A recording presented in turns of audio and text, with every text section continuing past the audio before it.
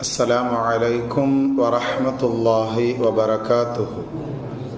نحمده ونستعينه ونستغفره ونؤمن به ونتوكل عليه ونعوذ بالله من شرور أنفسنا ومن سيئات أعمالنا. من يهده الله فلا مضل له ومن يضلله فلا هادي له. ونشهد أن لا إله إلا الله وحده لا شريك له. ونشهد أن سيدنا مولانا محمدا عبده ورسوله. قال الله تعالى في القرآن العظيم والفرقان المجيد: أعوذ بالله من الشيطان الرجيم بفضل بسم الله الرحمن الرحيم. يا أيها الذين آمنوا اتقوا الله وقولوا قولا سديدا يصلح لكم أعمالكم ويغفر لكم ذنوبكم ومن يطع الله ورسوله فقد فاز فوزا عظيما. صدق الله المولانا العلي العظيم. رب اشرح لي صدري ويسر لي أمري واحلل عقدة من لساني يفقه قولي. سبحانك لا علم لنا إلا ما علمتنا إنك أنت العليم الحكيم. புகழ் அனைத்தும் அல்லாஹ்விற்கே சொந்தம். இருளக தலைவரும் பெருமானார் ரசூலே கரீம் ஸல்லல்லாஹு அலைஹி வஸல்லம் அவர்கள் மீதும் அவர்களை பின்பற்றிய சஹாபாக்கள், தாபிஈன்கள், தபா தாபிஈன்கள், இமாம்கள், அவுலியாக்கள், ஷுஹதாக்கள், நாதாக்கள், சாலிஹீன்கள், குறிப்பாக இங்கு அமர்ந்திருக்கக்கூடிய நம் அனைவர்களின் மீதும், முஃமினான முஸ்லிமான அன்பன் அனைவர்களின் மீதும் அல்லாஹ்வினுடைய சாந்தியும் சமாதானமும் அன்பும் அருளும் பாதுகாப்பும் என்னிடம் உண்டாவதாக. ஆமீன். நோயற்ற வாழ்வை அல்லாஹ்தாலா நம் அனைவர்களுக்கும் நசீபாக்கி தருவானாக. அவனை நினைத்து வாழக்கூடிய நல்ல முஃமின்களாக நம் அனைவர்களையும் அல்லாஹ் கபூல் செய்வானாக. நம்முடைய தேவைகளை நாமே நிறைவேற்றி கொள்ளும்படியான முழு ஆஃபியத்தை மௌத் வரைக்கும் அல்லாஹ்தாலா நசீபாக்கி தருவானாக. நல்ல மனைவி மக்களை தந்தருள் புரிவானாக. இறுதி நேரத்தில் லா இலாஹ இல்லல்லாஹ் முஹம்மதுர் ரசூலுல்லாஹ் என்ற கலிமாவை சொல்லி அவனை சந்திக்கக்கூடிய பாக்கியவான்களில் அல்லாஹ் நம் அனைவர்களையும் பொருந்திக் கொள்வானாக. பிஹக்கி சய்யிதினா வ ஆலி சய்யிதினா முஹம்மதின் ஸல்லல்லாஹு அலைஹி வஸல்லம். 1444வது ஹிஜ்ரி ஆண்டு இது. 1446வது ஹிஜ்ரி ஆண்டு இது. மூன்றாவது மாதமான ரபியுல் அவ்வல் மாதம் பிறை 22 ஜுமாவிலே நாம் இருக்கிறோம். அல்லாஹாலா இந்த ஜுமாவினுடைய அனைத்து நலன்களையும் அடைந்து கொண்ட நல்லவர்களாகவும் நம் அனைவர்களையும் அல்லாஹ் பொருந்திக் கொள்வாங்க. கண்ணியமானவர்களை, சென்ற வாரத்தில் சில செய்திகள் நமக்கு மத்தியில் சொன்னோம், பேசினோம். எதுவாக இருந்தாலும் நபி ஸல்லல்லாஹு அலைஹி வஸல்லம் அவர்கள் பேசக்கூடிய அந்த துணி, அவர்கள் பேசக்கூடிய அந்த அமைப்பு, அதில் சஹாபாக்கள் எந்த அளவிற்கு மாற்றம் அடைந்தார்கள் அப்படிங்கிற செய்திகளை எல்லாம் சென்ற வாரங்களில் பார்த்தோம்.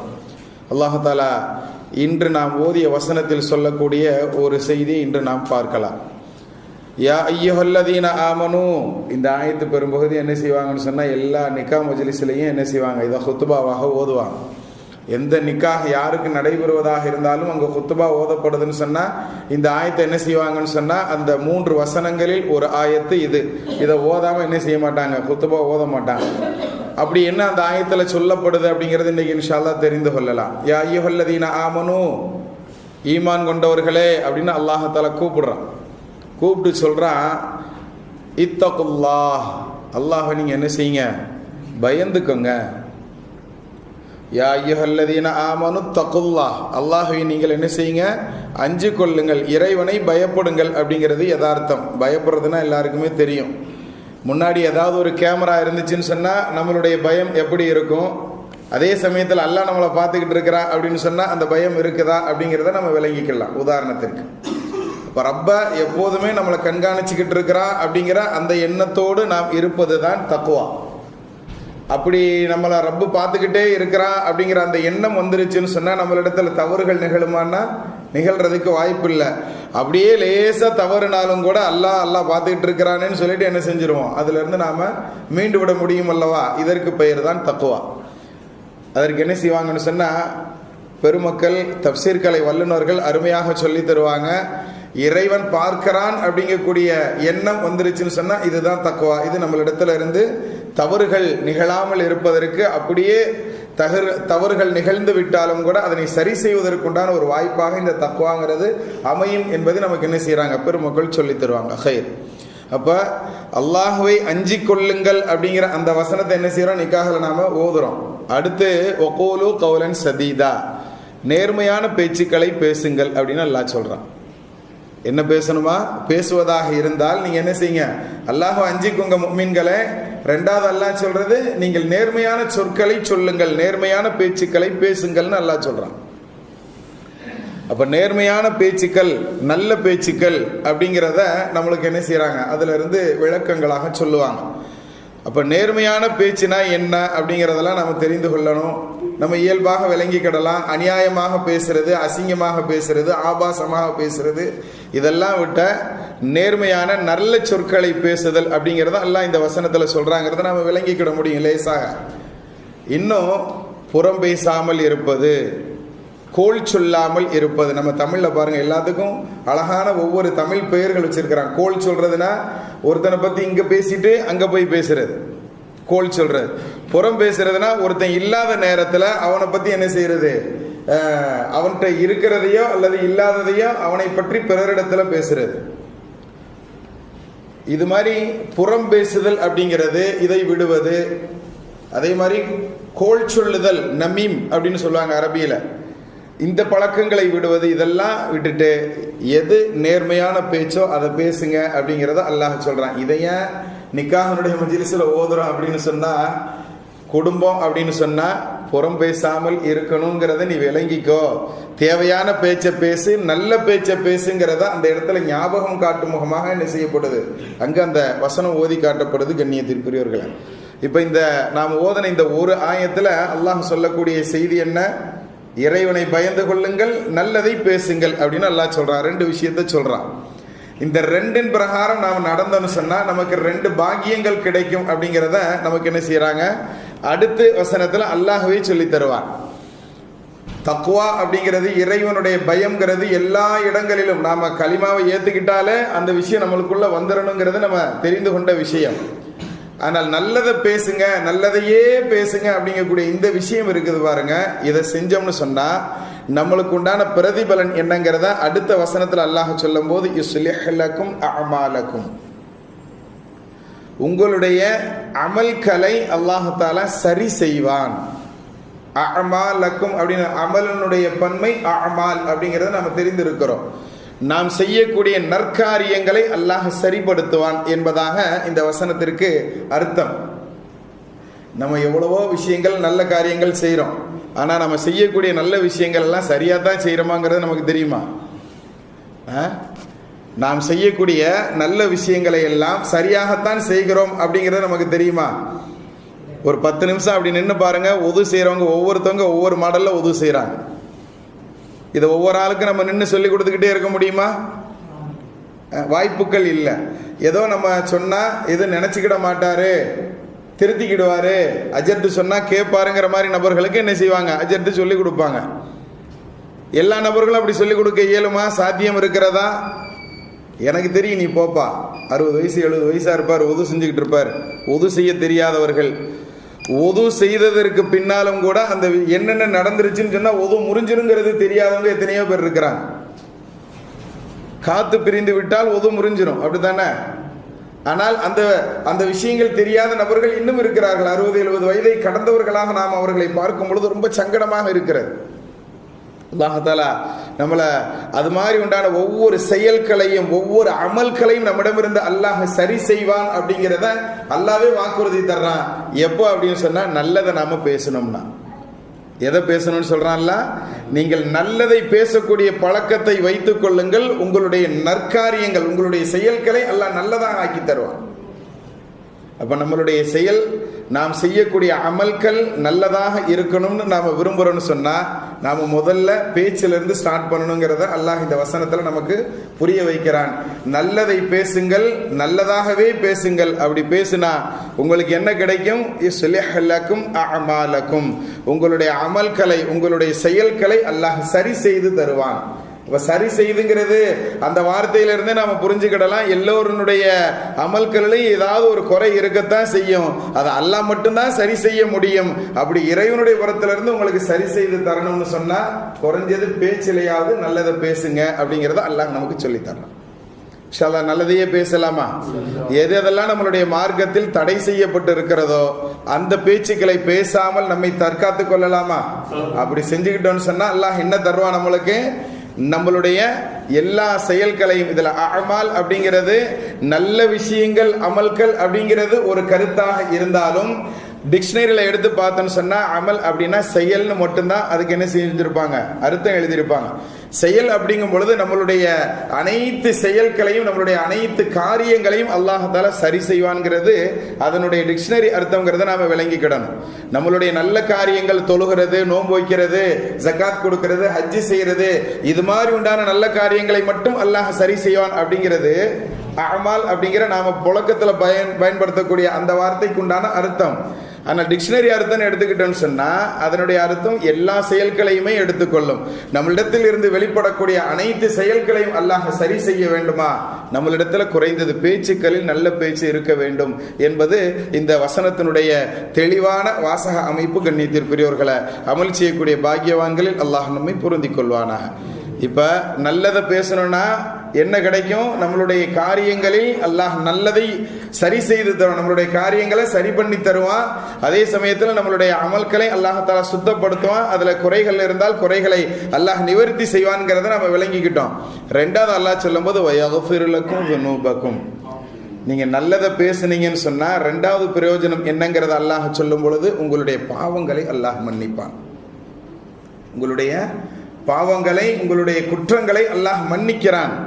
மன்னிப்பு இல்லாம யாருமே சொர்க்கத்துக்குள்ள போக முடியாதுங்கிறத நாம ஏற்கனவே தெரிஞ்சிருக்கிறோம். அப்படிப்பட்ட மன்னிப்பு கிடைப்பதற்குண்டான லேசான வழி நல்லதை பேசுறது, பொய் பேசாம இருக்கிறது. எடுத்ததுக்கெல்லாம் நம்ம குழந்தைகள் என்ன செய்யறோம் அப்படின்னு சொன்னா, எடுத்ததற்கெல்லாம் குழந்தைகள் என்ன செய்யறோம்? பொய்கள் பேசுகிறோம். சிறு வயசுல இருந்தே அந்த குழந்தைகள்கிட்ட இருந்து வந்த அந்த பழக்கம், அந்த நாவு, இந்த நாவை பற்றி அல்லாஹ் குர்ஆன் ஷரீஃப்ல சொல்லும் போது அல் யௌம நஹ்திமு அலா அஃப்வாஹிஹிம் வ துகல்லிமுனா ஐதீஹிம் வ தஷ்ஹது அர்ஜுலுஹும் பிமா கானூ யக்ஸிபூன். அல்லாஹ் நாம ஓதக்கூடிய யாசின் சூரால வரக்கூடிய வாசகம், சிறு வயதிலிருந்தே பொய் பேசக்கூடிய பழக்கங்கள் நம்மகிட்ட இருந்துச்சுன்னு சொன்னா இந்த நாக்கு என்ன செய்யும் சொன்னா நாளைக்கு அல்லாஹ் விசாரணை செய்யும்போது கியாமத் நாள்ல கூட பொய் பேசுமா. இந்த நாக்கு என்ன செய்யுமா? கியாமத்திலும் கூட பொய்கள் பேசுங்கிறதுனால அவர்களுடைய வாய்களுக்கு, உங்களுடைய வாய்களுக்கு நாம் என்ன செஞ்சிருவோம்? பூட்டு போட்டு விடுவோம்னு அல்லாஹ் சொல்கிறான். அல் யௌம, அன்றைய தினத்துல, நஹ்திமு, நாம் பூட்டி விடுவோம், அலா அஃப்வாஹிஹிம், அவர்களுடைய வாய்களில் பூட்டுகளை போட்டு விடுவோம். அவர்களுடைய கரங்கள் நம்மளிடத்துல பேசும், அவர்களுடைய கால்கள் நம்மளிடத்துல சாட்சிகள் சொல்லும் சொல்லி அல்லாஹ் சொல்லி தரோம். கல்லிமுனா ஐதீஹிம், கை பேசும் அப்படின்னு சொன்னா கைக்கு அல்லாஹ் வாயை வச்சு பேச வைப்பான். கை பேசும், அது எப்படி பேசும்லாம் தெரியாது, பேசும். ஆனா அல்லாட்ட கை பேசும். இந்த கையை வச்சு நான் இன்னென்ன ஆளுக்கு இப்படி இப்படிலாம் எழுதினேன், இன்னென்ன ஆட்களுக்கு மத்தியில சண்டை வரும்படி இப்படி இப்படிலாம் நான் என்ன செஞ்ச விஷயங்களை செஞ்சேன். கால்கள் சொல்லும், நான் இன்னென்ன இடத்துக்கெல்லாம் போனேன், போகக்கூடாத விஷயங்களை எல்லாம் நான் செய்தேன், செய்யக்கூடாத விஷயங்களை எல்லாம் இன்னென்ன உறுப்புகள் செய்தது அப்படிங்கிறத அந்தந்த உறுப்புகளை அல்லாஹ் பேச வைப்பான் என்பதற்கு உதாரணமாக கையையும் காலையும் மட்டும் அல்லாஹ் அங்கு குறிப்பிட்டு சொல்வான். கண்ணியவான்களை, கைகளும் கால்களும் பிரதானமாக எல்லா விஷயங்களையும் செய்வதற்கு முக்கியமான காரணி அப்படிங்கிறதுனால அந்த ரெண்டையும் அல்லாஹ் குறிப்பிட்டு சொல்லுவான். அதனுடைய விளக்கத்துல தப்சீர்கள் எழுதுவாங்க விளக்கவான்கள், தப்சீர்களை வல்லுநர்கள் சொல்லுவாங்க, ஒவ்வொரு உறுப்புகளும் தான் செய்ததை பற்றி பேசும் என்பதாக அந்த ஆயத்திற்கு விளக்கம் சொல்வார்கள். கண்ணியவான்கள், அப்ப பொய் பேசுறது நம்மள்கிட்ட கூடாது. யார் ஒருவர் பொய் பேசுகிறாரோ அவர் நம்மை சார்ந்தவர் அல்ல. நபி ஸல்லல்லாஹு அலைஹி வஸல்லம் அவர்கள் அருமையாக சொல்லி தருவாங்க. அப்ப பொய்கள் பேசுறது, புறம் பேசுறது. புறம் அப்படின்னு சொன்னா நபி ஸல்லல்லாஹு அலைஹி வஸல்லம் சொல்லுவாங்க, நம்மெல்லாம் கேள்விப்பட்டது ஒவ்வொரு சில நேரங்களில் ஜும்மாக்கள்லேயே நிறைய முறை நாம் சொல்லி இருக்கிறோம். இருந்தாலும் அது நம்ம கேட்ட மாதிரியும் தெரியாது, அதெல்லாம் ஒரு விஷயமா அப்படின்னு நம்ம எடுத்துக்கிடுவோம். இதே மாதிரி தான் சஹாபாக்களும் கேட்டாங்க. ஒரு நபரை பத்தி அவர் செஞ்ச விஷயத்த நாங்க பேசுறோம், அவர் செய்யாததை பேசினா தானே தப்பு, அவர்கிட்ட உள்ள குறைய பேசுறது சரிதானே, இருக்கிறது தானே நாங்க பேசுறோம். இன்னைக்கு கூட நம்ம பேசுற புறம் பேசுறதுக்கு, அடுத்தவர்களை பற்றி நாம் புறம் பேசக்கூடிய அந்த புறத்திற்கு நாம் நியாயம் கற்பிப்பதற்கு எதை சொல்லுவோமோ அதே விஷயத்தை அந்த காலத்திலே நபிகிட்ட சொல்லி இருக்கிறாங்க. எப்படி ஒரு ஆள்கிட்ட இருக்கிறத பத்தி தானே பேசுறோம், இல்லாததையா பேசுறோம் அப்படின்னு சொல்லும் போது நபி சொன்னாங்க, இருக்கிறத பத்தி பேசினாதான் அதுக்கு பேரு புறம். அவர் செஞ்சிட்டாரு, அவர் செஞ்ச விஷயத்தையோ அல்லது அவரோட நடந்த ஒரு தவறையோ நாம் அடுத்தவர்களிடத்துல அதை பற்றி பேசுவது என்பதுதான் புறம். அவர் செய்யாததையோ அவர் சொல்லாததையோ அவரை பற்றி நாம் பேசுகிறோம்னு சொன்னா அதற்கு பெயர் புறம் இல்ல, அதற்கு பெயர் இட்டுக்கட்டுதல் அப்படிங்கறத நபி ஸல்லல்லாஹு அலைஹி வஸல்லம் சொல்லுவாங்க. இட்டுக்கட்டுதல் அப்படிங்கிறதுக்கு நம்மளுடைய மார்க்கத்துல சவுக்கு அடிங்கிற ஒரு தண்டனை உண்டு. புறம் பேசினா அந்த புறத்திற்கு இறைவன்ட்ட மன்னிப்பு கேட்டுட்டு அல்லது அவரை யாரை பத்தி பேசணுமோ அவருக்காக வேண்டி நாம துவா செஞ்சிட்டோம்னு சொன்னா ஓரளவு அந்த புறம் அப்படிங்கிறது நம்மை விட்டு அகன்று விடுவதற்கு ஒரு வாய்ப்பு உண்டு. ஆனால் இட்டுக்கட்டுதல் அப்படிங்கிறதுக்கு தண்டனை கட்டாயம் வெளிப்படையில என்ன செஞ்சாகணும், கொடுத்தாகணுங்கிறது நம்மளுடைய மார்க்கம் சொல்லக்கூடிய விஷயம். அதனால ஒரு ஆளை பத்தி நம்ம பேசுறோம்னு சொன்னா அவர் இல்லாத நிலையில் அவர் மனம் சங்கடப்படுவார்ங்கிற மாதிரி விஷயத்தை அவர் இல்லாத நேரத்தில் அவரை பத்தி பேசுறதுங்கிறது இருக்குது. இதற்கு பெயர் தான் புறம். ஆனால் அது அவர்கிட்ட இருக்கக்கூடிய விஷயமாக இருந்தாலும் சரி, இல்லாத விஷயமாக இருந்தால் அதற்கு நாம் கட்டாயம் தண்டனை உலகத்திலேயே வாங்குவதற்கு தகுதியான ஆட்கள் அப்படிங்கிறத நம்ம கவனத்தில் எடுத்துக்கொள்ளணும் கண்ணியவான்களை. ஆக அந்த புறம் பேசுதல் அப்படிங்கிறது நல்ல பேச்சுக்களில் வராது, நேர்மையான பேச்சுக்களில் வராது. அல்லாஹ் சொல்றான் நேர்மையான பேச்சை பேசுன்னு சொல்றான். அப்படி நேர்மையான பேச்சை நீ பேசினால் உனக்கு உண்டான பிரயோஜனத்தில் ஒண்ணு என்ன, உன்னுடைய காரியங்கள் எல்லாத்தையும் நான் சரி பண்ணி தருவேன். உனக்கு போற ரூட் எல்லாம் கிரீன் சிக்னலா விழுந்துகிட்டே இருக்கும். இங்க இருந்து நாம வண்டியை ஸ்டார்ட் பண்றோம், இங்க இருந்து பாரிஸ் போகணும்னு சொன்னா இடையில 6-7 சிக்னல்கள் வருது. அந்த 6-7 சிக்னலும் கரெக்டா கிரீனா விழுந்துகிட்டு போய்கிட்டே இருக்கணும் அப்படின்னு சொன்னா எவ்வளவு சந்தோஷப்படுவோம். இது மாதிரி நம்மளுடைய காரியங்கள் எல்லாவற்றிற்கும் தடை இல்லாமல் நாம போய்கிட்டே இருக்கணும். எல்லா காரியங்களையும் அல்லாஹ் சரி செய்து தரணும் அப்படின்னு சொன்னா சிக்னல் மட்டுமல்ல, எல்லா காரியங்களையும் அல்லாஹ் சரி செய்து தருவதாக வாக்குறுதி தர்றான். நல்லதை பேசினா, எதை பேசினா நல்ல விஷயத்தை நாம பேசணும்னு சொன்னா பொய் பேசாமை, புறம் பேசாமை, அதே மாதிரி கோல் சொல்றது. நம்ம ஏற்கனவே நிறைய சொல்லி இருக்கிறேன். கபூர்ல வேதனை செய்யப்படக்கூடிய காரியங்களில் பிரதானமானது என்னன்னு சொன்னா கோல் சொன்ன விஷயத்திற்காக வேண்டி கபூர்ல பயங்கரமான தண்டனையா. நபி ஸல்லல்லாஹு அலைஹி வஸல்லம் அவர்கள் சொல்லக்கூடிய அந்த தகவலினுடைய பின்னணியில் நாம பார்க்கலாம். நபி இப்படி சொல்லுவாங்க, பெரிய பாவம் இல்ல இந்த 2 பேர், இந்த கபூர்ல இருக்கக்கூடிய 2 பேர் செஞ்சிருக்கிறது பெரிய பாவம் இல்ல, இருந்தாலும் பெரிய பாவம் மாதிரி தான் தெரியுது. எதை பார்த்தா அவங்களுக்கு கொடுக்குற அதாப பார்த்தோன்னு சொன்னா பெரிய பாவம் மாதிரி தான் தெரியுது. அதுல ஒரு ஆளு கோல் சொல்லி தெரிந்தவர்.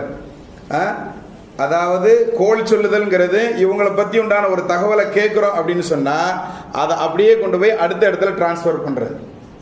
ரகசியம்னு ஒரு விஷயம் சொல்லப்பட்டுருச்சுன்னு சொன்னா அந்த ரகசியங்களை இன்னொரு அடுத்தவர்களிடம் போய் உடைப்பவர்கள்.